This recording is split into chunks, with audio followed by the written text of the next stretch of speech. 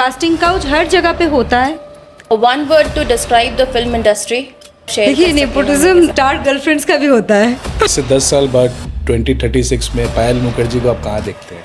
अगर आपको 24 आवर्स के लिए सीएम बना दिया जाए, रेप अगर होता है तो उसको shoot on spot. After getting packup, क्या ये कैरेक्टर आपके साथ आपके घर भी जाता है? कोलकाता कार अटैक एक बहुत बड़ा वेकअप कॉल था।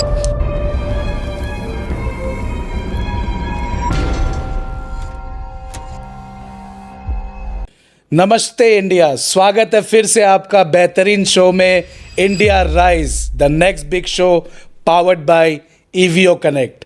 और आज हमारे साथ ग्लैमर इंडस्ट्री से पायल मुखर्जी मौजूद है। थोड़ा मैं पायल मुखर्जी जी के बारे में बता देता हूँ, क्योंकि कितना भी बोलूँ उतना कम होगा। सो दोस्तों, Payal Mukherjee stands as a multi-faceted personality with a strong academic foundation and a dynamic creative journey. A postgraduate in pharmacology, she began her career as an assistant professor, and through passion, perseverance, and dedication, evolved into a global actor, entrepreneur, and producer. Her work spans across multiple film industries. Telugu films like Shri Rangapuram and Rodra Rupya. Hindi films such as Non-Stop Dhamal and Kasak. The Malayalam project Eva. Along with numerous Bengali films, establishing her as a versatile pan-Indian performer. She was honored with the Best Actress Award for Eva Malayalam and received the Midday Showbiz Award 2024 for Debutant Actress in Bollywood. Her film Gondi further brought acclaim by the securing 3 national awards in Bangladesh. Beyond cinema, she is the founder of Anonymous Films and Medizon Healthcare, and also serves as the co-founder and secretary of the FBSC Business Forum. Her journey reflects discipline, ambition, and exceptional balance between creativity and leadership. तो दोस्तों, ऐसे बेहतरीन personality के साथ आज पूरा India podcast देख रहा है, तो आगे बढ़ते हैं इस पॉडकास्ट से। पायल जी, जो अभी बंगाल में एक यूनिक बदलाव हुआ, मतलब 15 साल बाद एक यूनिक चेंज, मतलब घरों घरों में एक यूनिक बदलाव आया, ये पॉलिटिकल चेंज के ऊपर, बंगाल का फ्यूचर के ऊपर क्या बोलना चाहेंगे आप? क्या लगता है आपको नेक्स्ट 5 इयर्स 10 इयर्स क्या होने वाला है? बहुत पॉजिटिव चेंज है ये। फर्स्ट ऑफ ऑल तो सेंट्रल गवर्नमेंट के साथ बंगाल का कभी भी लास्ट 50 इयर्स में कभी भी जॉइंट जो गवर्नमेंट नहीं रहा, तो वो अलाइनमेंट बहुत ज़रूरी था। एंड सेकेंडली हम सबको पता है कि कितने सारे स्कैम और कितने सारे मतलब ये चीज़ें हो रहा था यहाँ पे, तो क्योंकि एक ओवर कॉन्फिडेंस आ गया था। आई फील जो प्रीवियस गवर्नमेंट था उनका वो तो था ही, तो मुझे लगता है कि अगले टाइम पे बहुत चीज़ें चेंज होने वाले, डेफिनेटली जो भी होगा पॉजिटिव होगा। At least for next this term पे तो ये होना बहुत ज़रूरी था। क्यों ज़रूरी था? यही इस चेंज के लिए एक तो अलाइनमेंट होना सेंट्रल के साथ स्टेट का, वो लास्ट 50 इयर्स में कभी भी सेंट्रल और स्टेट में कभी सेम गवर्नमेंट नहीं रहा, तो वो चेंज होना बहुत ज़रूरी था। तो कि नहीं तो अभी देखिए, पहले यहाँ पे जो स्टेट में थे सब लोग बोलते थे कि काम नहीं हो रहा है क्योंकि सेंट्रल से वो लोग परमिट नहीं कर रहे, पैसा नहीं दे रहे। अभी कौन बोलेंगे? अभी तो आपको सेम गवर्नमेंट है, आपको काम करना ही होगा। नहीं करना होगा तो आप नहीं करोगे तो चेंज हो जाएगा, और क्या। हाँ, पर वो चीज़ बहुत ज़रूरी थी मेरे हिसाब से। एंड वही स्कैम बहुत सारे चीज़ हो रहा था, हमको सबको पता है। सारे कितने लोग ईडी तो चक्कर खा रहे थे सारे मिनिस्टर्स और बिग लीडर्स के घर पे, तो वो डेफिनेटली बहुत सारे स्कैम हुआ है, तो उनका भी जस्टिफिकेशन होना ज़रूरी था। तो ये चेंज होना तो बहुत इम्पॉर्टेंट था हमारे बंगाल के लिए। पायल जी, आज के जो जेंजी है, जो रिलेशनशिप ठीक से मेंटेन नहीं कर पा रहे, सिचुएशनशिप नया ट्रेंड आया है, तो इनको आप सेक्स एजुकेशन के बारे में थोड़ा बताएंगे कुछ? हमारे देश के जो 70% यूथ है एक्चुअली, भटके हुए हैं एक्चुअली, मैं देख रहा हूँ। तो थोड़ा आप इस पे विस्तार देंगे? देखिए, मैं ना इनको बोलने से पहले इनके पेरेंट्स को बोलना चाहूँगी, राइट। क्योंकि एक बच्चा जो होता है तो कोड़ा कागज़ होता है ना, तो उनको उनका परवरिश शायद क्योंकि जो इनके पेरेंट्स लोग हैं मोस्टली आप देखोगे वर्किंग पेरेंट्स हैं, तो शायद वो कहीं ना कहीं पे इनके साथ इनका कनेक्शन पे प्रॉब्लम हो रहा है। ऐसा नहीं है कि जेंजी हर कोई ऐसा है, आप देखोगे जो टॉपर्स है या जो वो लोग फुल मेहनत कर रहा है, ऐसा नहीं है। आप नेपाल का जेंजी देख लो क्या कर लिया। हाँ, तो ऐसा नहीं कि हर जेंजी बहुत ही बहके हुए है। वो 70 आप खुद ही बोले हो 70%, that means 30% still they are rooted. तो वो जो 70% उनका ना कहीं पे पेरेंटिंग में प्रॉब्लम हो रहा है मुझे लग रहा है। तो फर्स्ट ऑफ ऑल उनका पेरेंट्स को बोलूँगी कि आप ध्यान रखो। और जैसे हमें पता है हम 90s किड्स हैं, हम लोगों को तो 5 रुपए देने में पेरेंट्स सोचते थे क्यों देंगे, क्या करोगे, ऐसा। शायद इनके हाथ पे पैसा ज़्यादा आ रहा है, शायद इनको मतलब हर एक घर पे ऑलमोस्ट एक ही चाइल्ड है, न्यूक्लियर फैमिली। बच्चा जो मांग रहा है, क्लास 8 का बच्चा फ़ोन मांग रहा है, उनको फ़ोन दे रहे हो, तो दिस आर पेरेंट्स फॉल्ट। हाँ, ओवर पैम्पर्ड। हाँ, over pampered, this are parents fault. तो वो अगर सही होगा ना तो वो भी साइज हो जाएंगे। हम तो छड़ी पे जीते थे कि कुछ होगा तो छड़ी गिरेगा। अभी भी डरते हैं घर पे कि कुछ भी हो जाए तो घर से निकाल देंगे। इनको डर ही नहीं है, दैट्स द इम्पोर्टेंट। इनको ना टीचर से डर है ना पेरेंट्स से डर है, तो ये डर होना बहुत ज़रूरी है। मैं शुरू में बताई ना, डर होना ज़रूरी है। right. तो वो डर होना ज़रूरी है। छोटा सा स्टोरी है, मैं एक दिन बॉम्बे ट्रैवल कर रहा था, मेरे बगल में एक जन बैठे थे, बहुत ही इंटेलेक्चुअल थे, तो बता रहे थे कि मेरी बेटी है। तो मैं पूछा कि आपने कभी पूछा है कि वो रिलेशनशिप में है? बोला हाँ मुझे पता है उसका बॉयफ्रेंड कौन है, मुझसे मिलता भी है। एटलीस्ट वो बताती है तो मैं केयर कर पाता हूँ अच्छे से, नहीं बताती और छुपाती तो ज़्यादा रिस्क है मेरे लिए। तो पेरेंट्स को अपने बच्चों से खुल के बात करना चाहिए आज के टाइम पे। हाँ, वो तो है, पर एक चीज़ ये भी देखो, पहले ज़माने में लोग बोल भी सकते थे कि हम रिलेशनशिप पे राइट, है। हाँ, नहीं। तो और इसलिए इतना रिलेशनशिप होता भी नहीं था, क्योंकि इतना डर रहता था कि घर पे मार डालेंगे, नहीं बोल पाएंगे, तो वो स्टिक करते थे। एक रिलेशनशिप में जाने में भी डरते थे लोग। एक रिलेशनशिप में गए तो उनको निभाना होता था, पर अभी तो डर ही नहीं रहा। अभी तो हर हफ्ते रिलेशनशिप करो, कौन देखने जाएंगे, कौन बोलने जाएंगे। तो कहीं ना कहीं पे ये पेरेंटिंग का प्रॉब्लम है मुझे लगता है। दूसरा जेंजीज आजकल फॉलोअर्स, रीच कितना गया, व्यू कितना है, उस पर बहुत एक सोशल मीडिया में ही दुनिया बना लिया, बाहर नहीं निकलते हैं ज़्यादा। बहुत सारे सुसाइड भी हुआ है, रीच नहीं हुआ, लाइक नहीं मिला। तो आप क्या बोलना चाहेंगे कि ऑफलाइन भी एक वर्ल्ड है ऑनलाइन के अलावा? ऑब्वियसली वो तो देखो, वो भी फैमिली से शुरू होता है।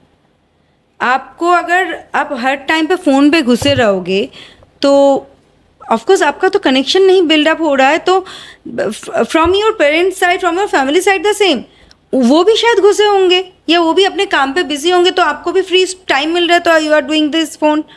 तो एक फैमिली बॉन्डिंग, एक कनेक्टिविटी होना बहुत ज़रूरी है। तब ना आप वो वर्ल्ड में नहीं जाओगे, साइबर वर्ल्ड में नहीं जाओगे। तब आप अपने जो वर्ल्ड है, अपने फैमिली, उनके साथ भी आप घुल मिल के रहोगे, तब जाके चीज़ें बनता है ना। Right. So Payal ji, I would like to ask you one very important thing, casting couch. So हम सभी ने इसके बारे में सुना है। So I want to ask, क्या अभी भी लोगों को, जो एक्ट्रेस है, उनको ये फेस करना होता है like or it is better hidden in the Bollywood industry? No, it's everywhere. It's I would not say in film industry only. Okay. It's everywhere.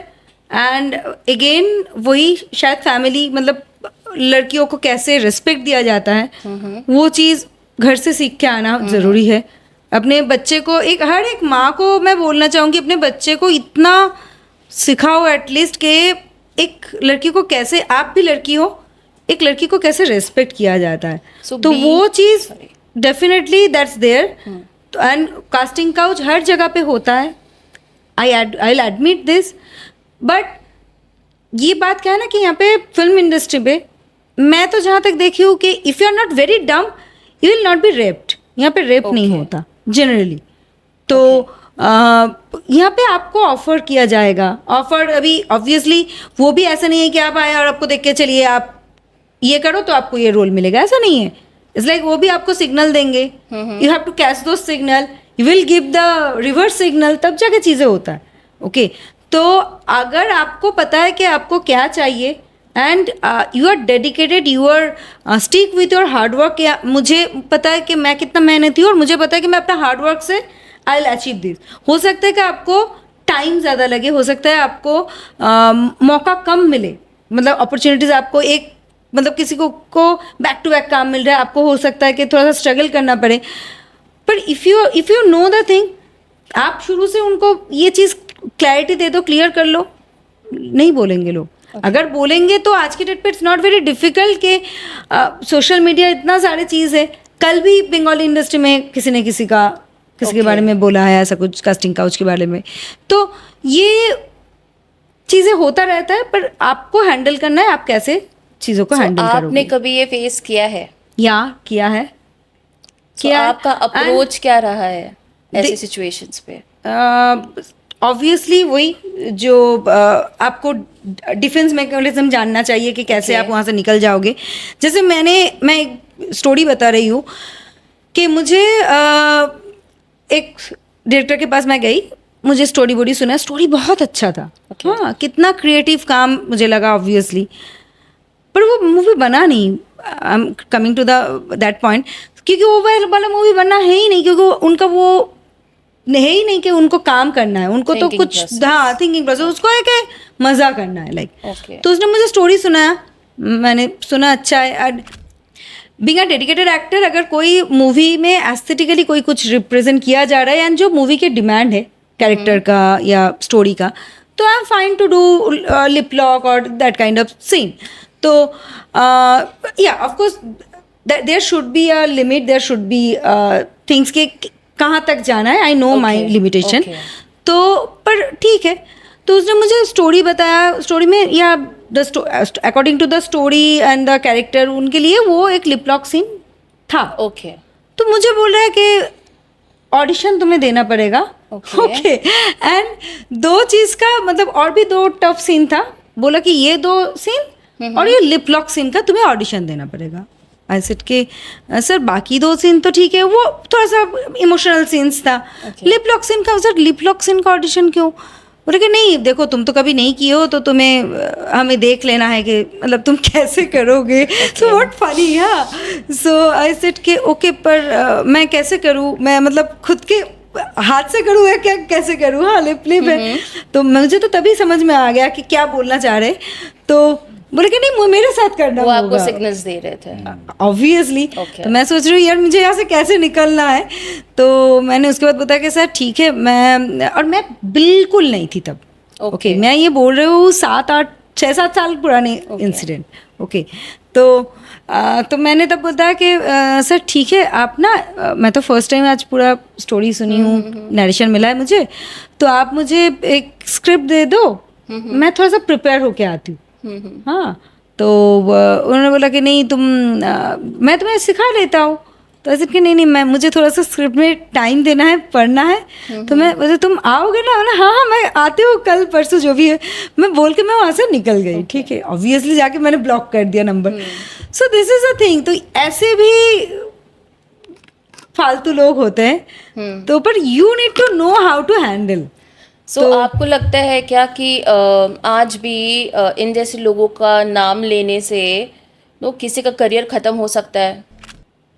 देखिए नहीं खत्म तो नहीं होता, रेवोल्यूशन भी चालू हुआ था। Me too right. नहीं देखिए मी टू में मेरा specifically talking about the film industry. But मैं पायल जी की बातों से एक लाइन बोलना चाहूँगा, हमारे समाज में रावण भी है और राम भी है। करेक्ट। रास्ता आप कौन सा चूज करते हैं वो आपका मार्ग दर्शाता है। एग्जैक्टली। तो हमारे मर्यादा पुरुषोत्तम राम का रास्ता हमेशा सफल था और रावण का वध ही हुआ था लास्ट में दोस्तों। So coming back to the question, do you think कि हाई प्रोफाइल्स लोगों का नाम लेने से, जो लोग आपको किसी भी तरीके से हार्म करते हो, कास्टिंग काउच के लिए अप्रोच करते हैं, मैंने जो विक्टिम है अगर वो इनका नाम लेना चाहे, इनको एक्सपोज करना चाहे, तो क्या उनका करियर ख़त्म हो सकता है या वो किसी तरीके के हेल्प सीख कर सकते हैं?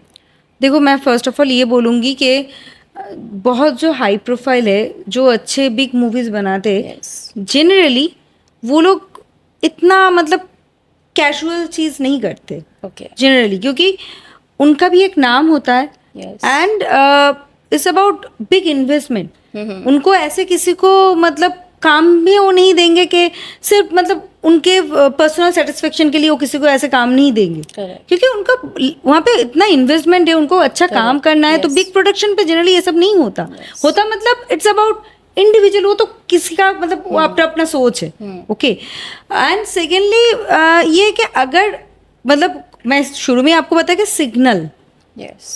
आपको कोई भी आके नहीं बोलेंगे कि, इसलिए I never take anyone's name, क्योंकि मुझे जब भी सिग्नल मिला मैं निकल गई। मुझे ऐसा 2-3 बार और भी हुआ है। इट्स नॉट लाइक कि ये वाला ऐसा इंसिडेंट नहीं, कभी मैसेज में किसी ने बोला कि एक बार मिलो तो Okay. मिलो। देखो मिलो बोला है, मैंने बोला कि आपके ऑफिस में कब आना है। हाँ मतलब ऑब्वियसली ऑफिशियल वर्क हो सकता है, बातचीत हो सकती है स्क्रिप्ट के बारे में, पर उसका जब मैंने देखा कि उनके साइड से चीज़ें थोड़ा सा डिफरेंट जा रहा है, तो आई नो कि हाउ टू हैंडल, कि मैंने बोला कि नहीं सर, अब जब मेरा तो ये है, मैं उसको नेग्लेक्ट कर दिया या अवॉइड कर दिया, ठीक है। तो वो सिग्नल आपको देंगे फटाक से, तो आपको लेके होटल नहीं चले जाएंगे ना। correct. सो ये आप पे भी डिपेंड करता है। और इसलिए मैं बोल रही हूँ जो मी टू वाले चीज़ है, इसमें तो मुझे थोड़ा सा डाउट है, being a women I will say, क्योंकि वो जब कोई भी मी टू आप नहीं देखोगे ऑन स्पॉट हो रहा है। Okay. एक आप मुझे इंस्टेंस दे दो, हुआ है कोई भी मी टू कि आज मैं आज यहाँ पे आई हूँ, मैं निकल के बोलूँगी कि यहाँ पे मेरे साथ ये हुआ है, आज हुआ है कभी? तो जो लोग बोल रहे हैं वो इतने भी क्या बोलूँ मतलब इंट्रोवर्ट नहीं है कि कभी बाहर नहीं बोल सकते, मतलब समझ रहे हो ना। तो वो क्यों नहीं बोल रहे थे तब दैट मोमेंट। तो इट्स अबाउट के आप वो उनका जो एक्सपेक्टेशन था वहाँ पे फुलफिल नहीं हुआ है, तो बाद में आके बोल रहे हैं। Okay. So what I feel कि अदरवाइज उतने साल बाद फटाक से उनको लगा कि अभी जब उसको कोई काम नहीं है तब वो बोल रहे हैं आके। तो this is the thing. And ये सब कास्टिंग काउच होता है, डेफिनेटली होता है, पर वो म्यूचुअल होता है। अगर आप नहीं चाहते होंगे Okay. तो नहीं होगा. तो नहीं होगा, एक हाथ से ताली कभी नहीं बजती बजती। दोस्तों। और दूसरा क्या है, ये रॉन्ग सिग्नल जरूर याद रखे। पीके Yes. वाला जब भी आए रॉन्ग सिग्नल, अरे रॉन्ग सिग्नल बहुत सारे होते हैं। रॉन्ग सिग्नल आपको बोल रहे हैं कि चलो वहाँ पे जाके बैठते, ड्रिंक पे क्या लोगे, हम नहीं ड्रिंक नहीं करते, सिंपल। बोलेंगे अरे एक पी लो, नहीं पीते सर, नहीं पियेंगे तो आप, Correct. No one can force you कि आपको, You have to learn to say no. You have to learn to say no. True, no no ना मींस बोलना, नो बोलना No means आना no. चाहिए. No means no. तो आप अगर आपको बोल रहे हैं आप सोच रहे हो कि अगर हम नहीं बोलेंगे तो काम नहीं मिलेगा, तब Correct. तो फंस रहे हो। बहुत ही बेहतरीन पॉडकास्ट रहा विद एनर्जेटिक पायल मुखर्जी जी के साथ। और मैं ज़रूर हिंदुस्तान के ऑडियंस को बोलूँगा कि चैनल को लाइक सब्सक्राइब ज़रूर करें, और इवन कमेंट करें आप किसको नेक्स्ट देखना चाहते हैं। और इस एक्सक्लूसिव पॉडकास्ट और शॉर्ट्स के लिए ज़रूर इंतज़ार करें, और हमारे चैनल्स को लाइक सब्सक्राइब ज़रूर करें। Thank you, thank Thank you. you. नमस्ते।